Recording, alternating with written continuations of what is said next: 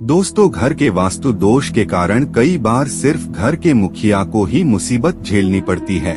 ऐसे में घर के अन्य सदस्यों पर भी इसका नकारात्मक प्रभाव पड़ता है। कभी कभी वास्तु दोष के गंभीर होने से घर के मुखिया की मृत्यु भी हो जाती है। ऐसे में यह जानना जरूरी है कि घर की किस दिशा में वास्तु दोष होने से घर के मालिक को कष्ट होता है। इससे पहले आप अपने शुद्ध वचन परिवार से जुड़ने के लिए चैनल को सब्सक्राइब कर ले, क्योंकि आप एक सब्सक्राइबर नहीं, अपना परिवार है। तो चलिए दोस्तों, वीडियो शुरू करते हैं। दोस्तों, दक्षिण की एक दीवार से मिले हुए दो मकान यमराज के समान होते हैं, जो गृहस्वामी का नाश कर देते हैं। भवन यदि भूखंड के उत्तर या पूर्व में है तो विनाशकारी होता है, गृहस्वामी की संपत्ति का नाश होता है। दोस्तों, यदि भवन के मध्य में भोजन कक्ष है तो गृहस्वामी को कई तरह की समस्याओं को झेलना पड़ सकता है, उसका जीवन संघर्षमय हो जाता है। घर के मध्य में लिफ्ट या शौचालय है तो घर का नाश हो जाएगा। पूर्व दिशा निर्माण के कारण यदि पश्चिम से भारी हो जाए तो वाहन दुर्घटनाओं का भय रहता है।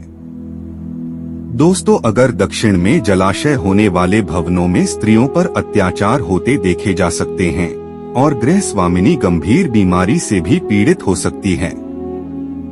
घर की आग्नेय दिशा में वट, पीपल, सेमल तथा गूलर का वृक्ष होने से पीड़ा और मृत्यु होती है। दोस्तों, अगर घर के मुख्य द्वार के सामने मार्ग या वृक्ष है तो गृहस्वामी को अनेक रोग होते हैं। अगर आप नया घर बनवा रहे हैं तो घर में ईंट, लोहा, पत्थर, मिट्टी और लकड़ी ये सब मकान में नए ही लगवाने चाहिए। एक मकान में उपयोग की गई लकड़ी दूसरे मकान में लगाने से गृहस्वामी का नाश होता है। सूर्य जिस नक्षत्र में स्थित होता है उससे 3 नक्षत्र वृषभ के सिर पर स्थित होते हैं। इसमें गृहारंभ करने से गृहपति या गृह को अग्नि का भय रहता है। 3 नक्षत्रों से अगले 4 नक्षत्रों में शून्य फल, उससे अगले 4 में स्थिरता, फिर अगले 3 में धन लाभ और उसके अगले 4 में लाभ होता है। इसके बाद अगले 3 में गृहारंभ करने से गृहपति का नाश होता है। इसके बाद के नक्षत्र भी अशुभ फलदायी होते हैं। दोस्तों, घर से दूना द्वार हो तो दृष्टिवेद में धन का नाश और निश्चय से गृहस्वामी का मरण होता है। द्वार के ऊपर जो द्वार बनता है वह यमराज का मुख कहा जाता है। मार्ग के बीच में बने हुए जिस गृह की चौड़ाई बहुत अधिक होती है वह वज्र के समान शीघ्र ही गृहपति के विनाश का कारण होता है। कोई गृह द्वार मार्ग से वेधित हो तो गृहस्वामी की मृत्यु होने की शंका रहती है। गली, सड़क या मार्ग द्वारा द्वार वेध होने पर पूरे कुल का क्षय हो जाता है। एक घर से दूसरे घर में वेध, छाया वेध पड़ने पर गृहपति का विनाश होता है। दोस्तों, छायावेद कई प्रकार के होते हैं।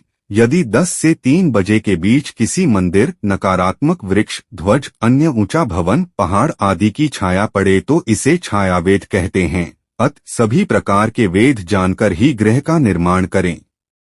नीम खुदाई के समय भी भूमि पर राहु के मुख की स्थिति देखकर ही खुदाई की जाती है। यदि राहु के मुख पर खुदाई की जाए तो गृहस्वामी पर विपत्ति आती है या उसका नाश हो जाता है।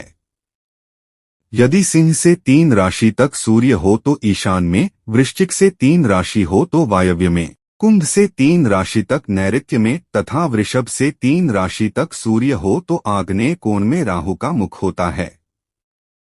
दोस्तों, आपको वीडियो कैसी लगी कमेंट बॉक्स में जरूर बताएं।